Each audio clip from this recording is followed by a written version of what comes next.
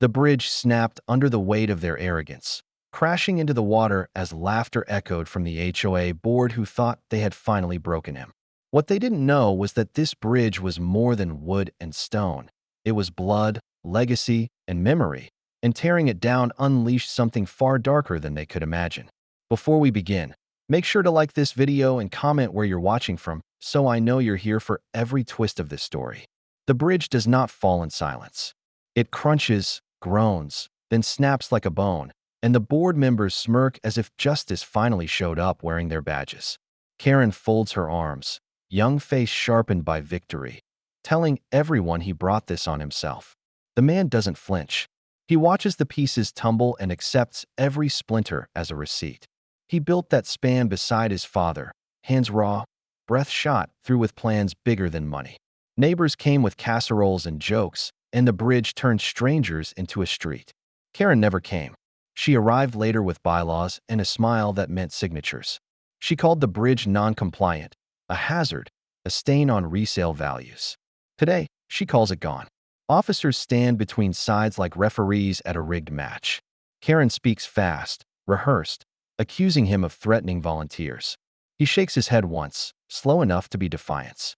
A neighbor films without blinking, another laughs into a sleeve, and one old man mutters that anything built with sweat should count as legal. The board ignores him. The wrecking crew keeps hammering until legacy turns into planks with numbers painted on them.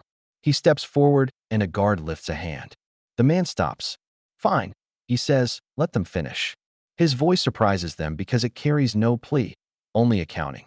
Karen tilts her chin, announcing there is no place here for stubborn monuments to a past that never paid dues. He stares at her as if she just mispronounced her own name. He calls to a worker and asks for a minute to remove the nameplate his father riveted under the center beam. Karen snaps that the plate is property of the association now. The worker looks away and pretends he never heard it. The man closes his eyes long enough to remember a rough laugh, a coffee thermos, a phrase about bridges being promises that carry weight. When he opens them, something inside has turned from red to clear. Karen steps closer and whispers that maybe next time he'll read the rules. He asks which rule covers tearing out roots without planting anything better. She leans into the officer and repeats that he's escalating. The officer shifts, uneasy, but stays. The board claps once. The last rib of the bridge cracks. He picks up a broken bolt and rolls it in his palm. He doesn't look at the crowd. He listens to them. The greed sounds, the gossip, the smirk of people who never built anything with their own hands. His phone buzzes, and he ignores it. Another buzz, another neighbor reaching for hot takes. He pockets the bolt like a coin from a defeated kingdom. If injustice presses on your chest the way it presses on his, like this video, and tell in the comments where you're watching from, because stories like this survive when witnesses show up. The man breathes once through grief and once through strategy. Then he starts counting backward, as if timing a tide. Karen announces the fine schedule and the cleanup fee, itemizing ruin as if she's reading a menu. He nods like a customer who already ate. She asks whether he understands the consequences. He says the word clearly, consequences, as if testing its weight. She flinches at the echo. A teenager near the back whispers that the man looks like he's solving a puzzle no one else sees. A board member jokes about property values bouncing back by summer. The man finally smiles, the kind that doesn't reach his eyes. He asks whether any of them ever bothered to read the old deeds stacked under their new paint. Karen answers that paperwork is their specialty. He tells her hers is the new kind. The old kind is thicker, yellowed, stubborn, and written by people who signed with calluses. The officer says it's time to clear out. Karen waves grandly, a hostess closing a party. The man steps to her shoulder so none of the cameras catch the look on his face. He tells her the bridge was never a shortcut. It was proof. She rolls her eyes. He adds that proof has twins. One is memory, the other is leverage. She laughs like glass. A neighbor calls out that he should move on. Another suggests he apologize and reapply for permission later. The chuckles rise. He waits for them to peak, then fade, then die. He thanks them for teaching him which voices to ignore. Karen claps again and tells the crew to haul away the last stones. The crew obeys, and the crowd begins to disperse, full and careless. He walks to the water's edge and kneels as if tying a shoe. His hand dips, not in farewell, but in measurement. Karen asks whether he is done. He stands, calm to the point of dangerous, and answers that he has finished counting. She asks what he counted. He says days. She frowns, calculating new fines. He steps past the officer, past the board, past the neighbors, as if the path already belongs to him. Karen calls after him and asks where he thinks he's going. He keeps walking and says he is headed upstream to speak with old paper and older rights. She laughs and tells him the association controls everything that touches the lake. He stops, finally turning, the sun cutting a line across his face like a signature. He tells her the lake is not a pet. It keeps records. He tells her he can read them. He tells her every record has a gate. Karen smirks and asks what gate he plans to knock on. He rests the broken bolt on the palm of his hand and closes his fist around it. The crowd hushes without knowing why. He leans in, voice low enough to belong to a promise, and says that gates are not for knocking when you already hold the key. The officer asks what key he's talking about, but the man is already walking, shoulders squared, grief folded into purpose. Karen scoffs and shouts that nothing upstream belongs to him. He does not answer. He doesn't need to. The key he carries is not brass or steel. It is older, stamped into a deed no one bothered to read. He lets the silence stretch, then breaks it with 5 words that land like a match on dry straw. By morning, the lake decides. The night after the bridge came down, the street hummed with whispers. Some neighbors laughed over drinks. Others scrolled through shaky phone footage, replaying the collapse like it was a highlight reel. Karen made sure the clip spread. She called him unstable, dangerous, a man too bitter to follow simple rules. By morning, the police were knocking at his door. She had reported him for threats that were never spoken. He opened the door and met their questions with silence. One officer asked if he planned retaliation. He asked them what retaliation could possibly rebuild a father's legacy. They scribbled notes, unsure, then left without charges. Still, every word was recorded. Every shrug was turned into evidence. Karen smirked when she saw the patrol car leave, telling the crowd he'd be cuffed soon enough. But the man smiled too, because every accusation she invented only made the truth sharper when it finally cut. At a community meeting, Karen stood on stage like a monarch in exile. She pointed to charts, claiming property values would rise now that the eyesore was gone. Some neighbors clapped. Others stayed quiet. Then she called his name, inviting him to the microphone. He walked slowly, not for show, but because patience is louder than anger. Karen mocked him before he even spoke, saying he was a relic clinging to broken planks. He didn't raise his voice. He told her every plank she mocked was carved with sweat, and sweat does not depreciate value. The room shifted. A woman in the crowd asked Karen why she always targeted him, why every notice and fine ended up taped to his door. Karen's jaw tightened. She claimed fairness. He let her speak, then revealed a folder thick with letters, each one marked with his name, dates, signatures, and fines for details that never existed. The audience stirred. Karen tried to laugh it off, calling him obsessive. He said obsession is another word for survival when you're being hunted. The tension broke when Karen slammed her hand on the podium and shouted that his land was blocking their future, their expansion. The room gasped. The slip was out. It wasn't about a bridge. It was about control. She turned pale, realizing what she confessed, then doubled down, insisting her words were twisted. But eyes in the crowd had already changed. He looked at her and asked if she was sure she wanted to keep digging, because the ground beneath her wasn't solid. Someone in the back shouted for him to fight back, to stop letting the board push him. He didn't shout back. He only said one sentence that silenced everyone. "My dam is older than your titles." The phrase hung heavy. Karen froze, pretending not to understand. But she understood. She always understood. The board whispered in panic. He had spoken the one word they never wanted uttered aloud, damn. Karen regained her balance and snapped that he had no right, that anything connected to the lake belonged to the association. He tilted his head and asked who signed that law, because he had the original papers signed long before her committee was born. The officers at the back shifted uncomfortably. The neighbors leaned in, hungry for a revelation. Karen's smirk wavered, but she tried to laugh again, telling him nobody believed his stories. He stepped off the stage without another word. A boy in the crowd asked his mother what a dam even was. She hushed him, but everyone heard. Karen barked orders at the board to file new paperwork, to send notices, to crush him before his story spread. The board nodded, but their eyes betrayed fear. One asked what would happen if he was telling the truth. Karen hissed that he wasn't, because if he was, everything they built was standing on borrowed ground. Neighbors began to murmur. If he owned the dam, he owned the water. If he owned the water, then their dream homes floated only because he allowed it. One man asked Karen if she knew about this before the bridge demolition. She snapped that it didn't matter. But it did. Every whisper in the room said it did. As the meeting closed, Karen tried to regain control, promising lawsuits and fines that would bury him. He walked out without turning back, the crowd splitting in silence as he passed. His phone buzzed again, another message from someone reminding him of old deeds and older rights. He slid the phone back into his pocket. Karen shouted after him, asking where he thought he was going. He paused only once and said he was going where the river began. The words landed like prophecy. Neighbors stood frozen. Some believed him. Others laughed nervously, praying he was bluffing. Karen clenched her fists, demanding the police keep watch on him. But the officers didn't move. They only exchanged looks, uncertain. The dam he mentioned was real. They all knew it, even if they never said it aloud.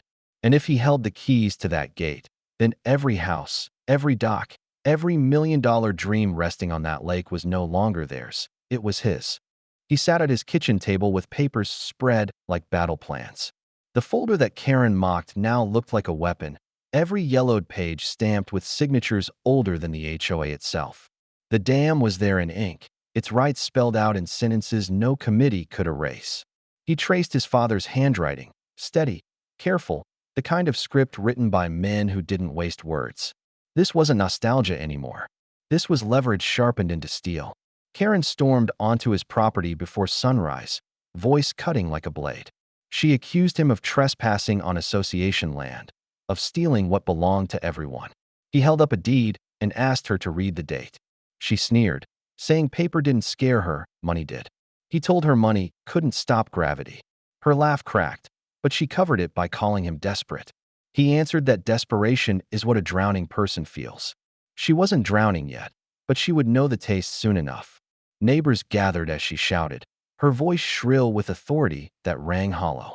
She boasted about million-dollar waterfront homes, bragging that no piece of paper could change the fact that they owned the future. He finally smiled, small but sharp, and told her that owning the future meant surviving the present first. Her face flushed, but before she could spit more venom, a teenager yelled from the crowd, asking if he was really going to drain the lake. Karen snapped at the boy, silencing him, but the seed had been planted. People wanted answers. People wanted a show. The man didn't give them theatrics. He turned back into his house, leaving Karen screaming into the morning air. She shouted that he was a coward hiding behind old documents. He stopped at the door and said that documents outlive cowards. Then he shut it and let her choke on her own fury. Inside, he packed a small bag. Bolt cutters, flashlights, the keys his father left him. Tools that looked ordinary until placed in the right hands. He checked each one as if rehearsing a ritual. His reflection in the window didn't show fear, it showed calculation. He whispered a line his father once told him, that some battles aren't won with fists, they're won with patience sharper than any blade. By nightfall, the neighborhood buzzed with rumors. Karen went door to door, painting him as unstable, warning families to be ready for anything. She smiled at their fear, mistaking it for loyalty. But behind closed doors, whispers grew louder. What if he really had the power? What if the lake wasn't theirs at all? Doubt spread like cracks in glass. He walked past their glowing windows, unnoticed. His bag heavy at his side, his eyes set on the ridge where the dam slept. Every step was a beat of war drums. Behind him, Karen's voice carried across porches, promising lawsuits, threatening anyone who dared side with him. She swore he would lose everything. But he wasn't walking toward loss. He was walking toward proof.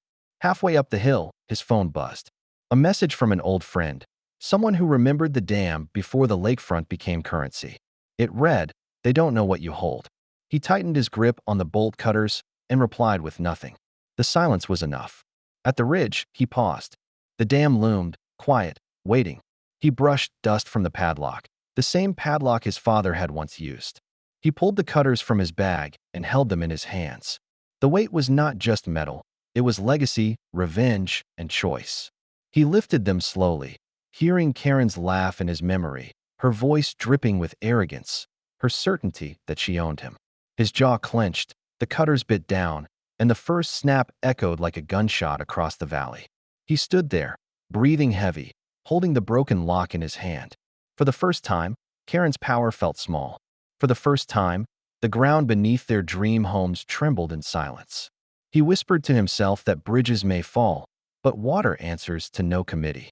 And as the lock clattered against stone, one truth rose clear.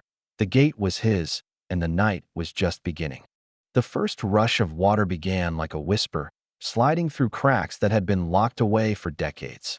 At dawn, fishermen who usually cast their lines stood stunned as their boats grounded on wet earth. By noon, docks tilted, ropes snapped, and the lake everyone boasted about turned into a shrinking mirror. Panic spread quicker than the water receded. Neighbors ran outside barefoot, clutching phones, shouting questions no one wanted to answer. Karen burst onto the scene in a rage, her white coat whipping as she screamed at anyone in reach. She called the police, demanded emergency crews, shouted that this was sabotage. But when officers arrived, they found the man leaning calmly against his truck, arms crossed, a single folder in his hand. He handed them papers with seals older than the homes behind them. The officers read in silence, shifting uneasily, then returned the folder without a word. Karen demanded his arrest, but the lead officer said what nobody expected. He isn't breaking the law. He owns the dam. Her fury cracked into disbelief. Children cried as their parents pulled kayaks from sinking mud. Couples shouted at one another, blaming each other for ignoring the man's warnings. A neighbor who had laughed when the bridge fell now begged him to stop. He told them he already tried stopping, but they destroyed what tethered him. Now the lake was answering. Karen shoved past the crowd and screamed that he was ruining lives. He asked whose life she mourned, theirs or the one she planned to build off their backs. Her silence was louder than her threats. By evening, the homes that once gleamed with waterfront pride looked stranded, expensive shells sitting on cracked ground. The neighborhood that bragged about million-dollar views now stared at a wasteland. Cameras came out again, but this time the footage wasn't of celebration. It was of fear, disbelief, and Karen's face breaking as she realized the disaster wasn't temporary. A man yelled that his mortgage meant nothing now. Another shouted about lost investments. Karen tried to rally them, insisting the association would sue him, crush him in court. But her words rang empty when the officers reminded her she ordered the bridge demolition illegally. Authority tilted, and eyes turned on her. He stepped forward, the crowd parting without being told. He looked directly at Karen and said she had stolen something priceless from him. He would return the favor in kind. She spat at the ground, calling him cruel. He answered that cruelty is taking what doesn't belong to you and laughing while you do it. This was not cruelty. This was balance. Her lips trembled, but she forced out a laugh, promising that money could fill any lake. He leaned closer and whispered so the crowd had to hush to hear. "You destroyed my bridge, now I will erase your lake." The sentence cut through them like thunder. A woman gasped, clutching her chest. A teenager whispered that this was bigger than revenge, it was justice. Neighbors stepped back from Karen, no longer clapping, no longer cheering. For the first time, she looked small, swallowed by the echo of her own greed. He turned from her, shoulders squared, and walked toward the ridge. Nobody followed. Nobody dared. Every step he took promised something larger, darker, inevitable. And with each drop in the lake, the dream homes around them slipped closer to becoming monuments of arrogance turned to ash. By the third day, the lake no longer looked like a lake. Mud stretched where water once glittered, docks collapsed into heaps, and fish lay scattered like forgotten coins. The million-dollar dream homes, once perched proudly on the shoreline, now stood stranded and exposed. What was once luxury had become mockery, and the silence between neighbors grew heavier than their outrage. A man who had laughed loudest during the bridge demolition was the first to crack.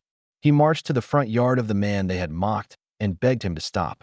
His voice shook, not from humility but from panic. His property was sinking in value with every inch the waterline retreated. The man didn't raise his voice, didn't even look at him directly. He only said one line that sent chills through the crowd gathering behind. "You didn't stop when I begged. Why should I?" Panic rippled. Neighbors who once clapped at Karen's orders now whispered about selling. about cutting their losses before the mud swallowed everything. But selling was impossible. Who would buy a waterfront home without water? One woman collapsed in tears, sobbing that her children's future had been destroyed. Karen rushed to her, wrapped her arms around her, and declared that they had to stay united, that lawsuits and courts would punish him. But the woman pushed her away, shouting that it was Karen's arrogance that brought them here. The fracture widened. The HOA's foundation began to crumble from within. That night, Karen gathered her board in her kitchen, voices rising over each other. One member demanded she fix it now, another threatened to resign. She slammed her fist down and declared that they had to double down, that the man could not win. They asked her what her plan was when the police refused to arrest him. She insisted connections and money would turn the tide. They stared back, realizing her confidence was a mask cracking under its own weight. She screamed that no one was leaving this fight, but their silence told her she was already standing alone. The next morning, a group of homeowners surrounded the man as he walked along the dry ridge. They begged, offered money, even promised to rebuild his bridge if he restored the lake. He stopped, finally looking at them, his eyes cold with memory. Rebuild it? He asked if they planned to bring his father back with their checks too. They lowered their heads, shame pressing heavier than the mud under their feet. Karen appeared, face burning with fury, and accused him of holding families hostage. He responded with the words that broke her last illusion. Hostage implies you still hold power. You don't. Her voice cracked as she shouted he was ruining everything, everything they had built. He laughed once, sharp and cutting, and asked her to look around. She had ruined herself. She clenched her fists and screamed that she would never forgive him. He leaned forward and told her forgiveness wasn't part of the deal. This wasn't revenge. This was balance. Neighbors began shouting at Karen, demanding answers. Why did she push for the bridge demolition? Why did she ignore the man's warnings? Why did she promise property values that now lay in ruins? She stammered, tried to spin her story, but no one believed her anymore. One board member stepped forward, ripped off his badge, and told her he was done. Another followed. The crowd turned against her, voices rising into a storm. She screamed at them to stop, that they owed her loyalty, but loyalty had dried up with the lake. The man watched as Karen's empire collapsed in front of her own eyes. He didn't gloat. He didn't need to. He had already taken the one thing she valued most: control. She dropped to her knees, clutching the dirt, screaming that he had ruined her life. He looked down at her and answered softly, "No, you ruined mine first." Then he walked away, leaving her broken in the mud. The crowd stood divided, some still begging him to restore what was gone, others whispering that it was too late. He stopped at the edge of the ridge and turned once more. His voice carried sharp and clear. "This is not the end. This is only the beginning." And with that, he disappeared into the shadows, leaving them to wonder what worse truth was waiting beyond the dam. By the end of the week, the story spread beyond the neighborhood. News crews rolled in, cameras catching every desperate plea, every angry shout, every mansion now perched above cracked mud like monuments to greed. Karen tried to spin it, standing in front of microphones with trembling hands, insisting the man was a criminal destroying families. But before she could finish, another voice cut her down. A state attorney stepped forward, holding documents older than her speeches, and declared that the HOA had acted illegally when they tore down his bridge. The crowd gasped, reporters leaned in, and for the first time, Karen's voice broke completely. The attorney read aloud that the bridge was protected property, destroyed without authority. Gasps turned into murmurs, murmurs into shouts. Neighbors who had trusted the HOA turned on Karen instantly. She stumbled, shaking her head, shouting it was a mistake, that paperwork must have been forged. But the attorney silenced her with one word: evidence. The word landed like a gavel, heavy and final. Karen tried to rally her board, calling them to stand with her, but they stepped back, unwilling to drown with her. One by one, they distanced themselves, their loyalty shattered. A former ally shouted that she lied to all of them, that she promised prosperity but delivered ruin. Another yelled that she destroyed a man's legacy for her pride. The cameras caught everything, her downfall recorded and broadcasted for everyone to witness. She screamed at them to stop filming, but the more she resisted, the more they filmed. The man stood silent through it all, arms folded, his calmness louder than Karen's panic. A reporter shoved a microphone toward him, asking if he felt victorious. He shook his head slowly and said victory implies a game. But this was never a game. This was justice. The crowd erupted with shouts, some cheering, others still begging him to restore the lake. But he didn't answer them. His eyes stayed locked on Karen, and she broke under the weight of his silence. In desperation, Karen lunged toward the attorney, demanding he arrest the man. The attorney stepped back and told her she was the one under investigation now. Her face drained of color, her bravado stripped. She tried to laugh it off, but the laugh turned into a cracked sob. Neighbors whispered that she would lose everything, not just her title, but her home, her money, her pride. The thought alone spread satisfaction through the crowd like wildfire. Then came the twist no one expected. The attorney announced that not only did the man own the dam, but he also retained legal water rights across the valley, rights that predated the entire association. Gasps rose again. Every home, every yard, every so-called dream mansion built on that lake was tied to him. Karen staggered back, shaking her head, muttering that it couldn't be true. The man finally spoke, telling her it wasn't just true, it was written in ink thicker than her lies. Karen collapsed to her knees, sobbing, begging him to stop. She said families were suffering, that children were crying, that lives were destroyed. He bent down, close enough for only her to hear, and told her that was the exact weight she handed him when she tore his bridge apart. She shook her head, screaming that it wasn't fair. He answered sharply, "Fair is when pain meets its mirror." The neighbors erupted again, some demanding mercy, others chanting that Karen be punished. The attorney announced investigations, lawsuits, charges, and the crowd fed on the chaos. Karen tried to rise, but cameras caught her shaking too hard to stand. She was finished, stripped of power, of credibility, of dignity. The man turned his back to her, leaving her cries to echo hollow against the noise. But before he walked away completely, he paused, looked out over the ruined neighborhood, and spoke with finality. "You thought tearing down my bridge would end me. You forgot bridges connect both ways. You severed your own path the moment you cut mine." His words hung in the air, sharp as blades, and every homeowner realized the truth. They had chosen the wrong side. The attorney nodded, sealing the moment. Karen's empire had fallen, and in its place, the man now stood with law on his side, power in his hands, and revenge still unfinished. As the cameras flashed and voices roared, he whispered to himself words no one else could hear. This is not the justice they expect. This is the beginning of their lesson. And with that, he walked off, leaving everyone wondering what lesson still remained. The neighborhood never slept the same after the attorney's words. Karen's voice, once the loudest in every meeting, now trembled in courtrooms and depositions. Her mansion, once a symbol of status, sat gutted on the market, no buyers willing to touch a home sitting over mud. The lake they worshipped was gone, and with it went their pride, their illusions, their millions. And at the center of it all stood the man they had mocked, no longer a victim, but the one holding every card. Neighbors came one by one, not with insults now, but with apologies. They spoke of their children, their families, their losses, begging for him to bring the water back.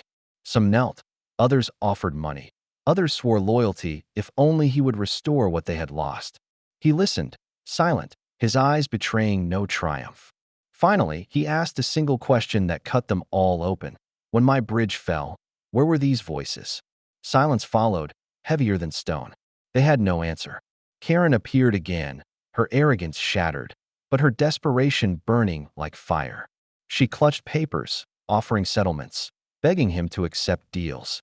She promised she would resign, that she would disappear, that she would give up everything if he would just open the gates. He studied her, and for a moment she thought mercy might come. But he told her mercy died with the bridge she ordered destroyed. She fell to the ground, sobbing, clutching at the dirt as if it could anchor her from drowning in her own downfall. Yet the man was not cruel. He was deliberate. Weeks later, he began to restore the lake, but slowly, carefully, under his conditions. He refused HOA membership forever. He refused their control, their signatures, their chains. The water returned not because of Karen, not because of neighbors, but because he decided balance had been served.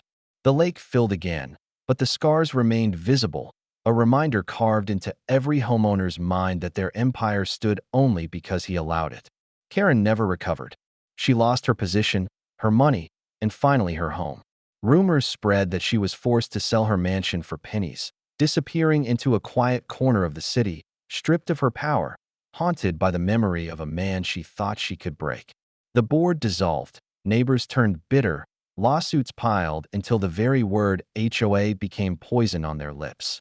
They had destroyed themselves by trying to destroy him. One evening, the man stood where his bridge once spanned the water.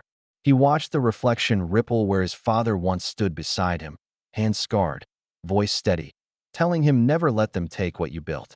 The memory struck like a thunderclap, not of sorrow, but of closure. He felt his father there in the silence, proud not because the lake was his again, but because he refused to bow to the ones who tried to erase him. He turned to the homes along the shore, their lights flickering against the night, each one a reminder of arrogance humbled. The weight lifted from his chest. He wasn't smiling, he wasn't gloating, he was free. And freedom was the only victory he ever wanted. He spoke softly, as if his father could hear, saying the bridge is gone, but the lesson will last longer than stone. To those still listening, to those who stayed until the end of this story, ask yourself honestly, what would you have done if they tore down your legacy and laughed in your face? Would you have stayed silent, or would you have found a way to make balance return? Tell me in the comments. If you felt this was justice, hit like, share it with someone who needs to hear it, and don't forget to subscribe, because stories like this are only the beginning. The camera of memory lingers on the drained mansions, the fallen queen, the man standing where a bridge once stood, and the echo of his father's words carried on the water. Never let them take what you built. Never let them win by breaking what they never understood. The lake was his again, but more than that, so was his peace. And that peace came at the price of their empire rotting in mud.